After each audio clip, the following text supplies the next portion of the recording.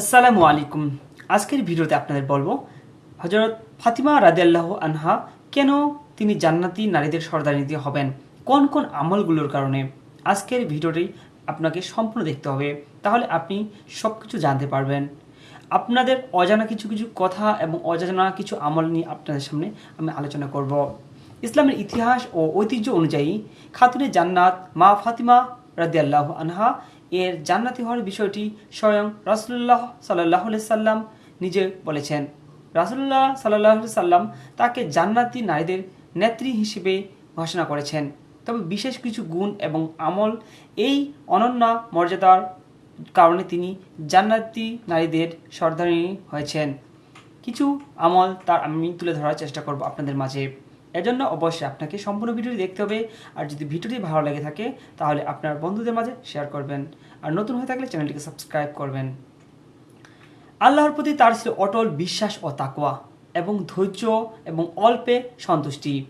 ফাতিমা রাদিয়াল্লাহু ছিলেন গভীর আধ্যাত্মিক গুণের অধিকারী। তিনি দিনের বড় অংশ আল্লাহ তাআলার ইবাদত করে কাটাতেন এবং আল্লাহ স্মরণে থাকতেন। চরম দারিদ্র ও কষ্টের মাঝেও তিনি আল্লাহর প্রতি অসন্তুষ্ট হননি। তিনি সবসময় সবর করতেন।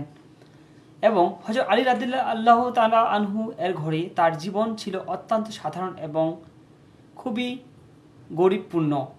নিজের হাতে কড়া দিয়ে জব গম পেশার কারণে তিনি তার হাতে কড়া পরে ফেলেছিলেন এবং কড়া পড়ে গেছিল, এবং কুয়া থেকে পানি টানার কারণে তার বুকে দাগ পড়ে গিয়েছিল। তবু তিনি কখনো বিলাসিতা মোহ করেননি। তিনি ধৈর্য ধরেছেন এবং অল্পতে সন্তুষ্টি হয়েছেন। আমার স্বামী যা আয় করে তা দিয়ে আল্লাহ তাআলা আমাদের খুব ভালোভাবে পার করবে। এবং ৩ নম্বর, রাসূল সাল্লাল্লাহু আলাইহি সাল্লামের প্রতি অকৃত্রিম ভালোবাসা ও সেবা। রাসূল সাল্লাল্লাহু আলাইহি সাল্লাম খতমে নবুয়াত পরবর্তী কঠিন দিনগুলো যখন কুরাইশরা তার উপর নির্যাতন করত, ছোট্ট ফাতিমা ঢাল হয়ে পিতাকে আগলে রাখতেন। তিনি বাবার দুঃখের সময় সান্ত্বনা দিতেন, বলতেন, এবং তিনি বলেন উম্মে আহিবা তাকে বলা হতো। তার পিতা তাকে উম্মে আহিবা বলতো। তো ৪ নম্বর হচ্ছে পর্দা ও চরম লজ্জা। ফাতিমা রাদিয়াল্লাহু পর্দার বিষয়টা সচেতনতা ছিলেন, যে এত সচেতন ছিলেন যে তিনি ওসিয়ত করেছিলেন যে তার মৃত্যুর জানাজার খাটিয়া এমনভাবে আবৃত করা হবে তার দেহ অবয়হ কেউ বুঝতে পারবে না। তার এই লজ্জা ও অপবিত্রতা জান্নাতি নারীদের একটি বড় আদর্শ। তো সম্মানিত প্রিয় ভাই ও বোনেরা, এখান থেকে আমরা কি বুঝতে পারলাম? জান্নাতি নারীদের এমনি সর্দারিনী হননি। তিনি বলেছিলেন যে আমার এই যে খাটিয়াটা বা আমি যখন আমার লাশটা নিয়ে যাওয়া হবে এমনভাবে সাজাবে যাতে আমাকে কোনো বোঝা না যায় যে আমি ছেলে না মেয়ে বা মানুষ।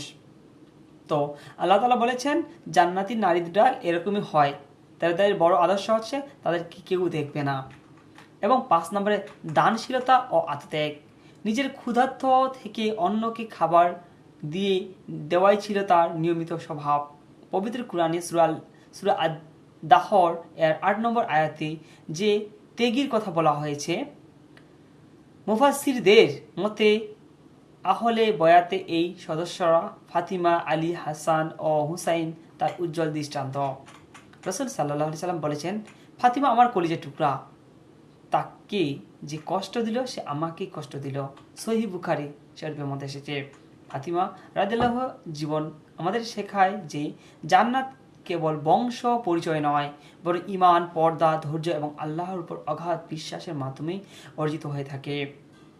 আপনি কি ফাতিমা রাদিয়াল্লাহু এর জীবনের কোনো বিশেষ ঘটনা বা পর্দা সম্পর্কে আপনার কি কোনো অবগত আছে? যদি অবগত থাকে তাহলে অবশ্যই কমেন্টে জানার চেষ্টা করবেন। আর আপনাদের কেমন লাগলো ভিডিওটি অবশ্যই তা কমেন্টে জানাবেন।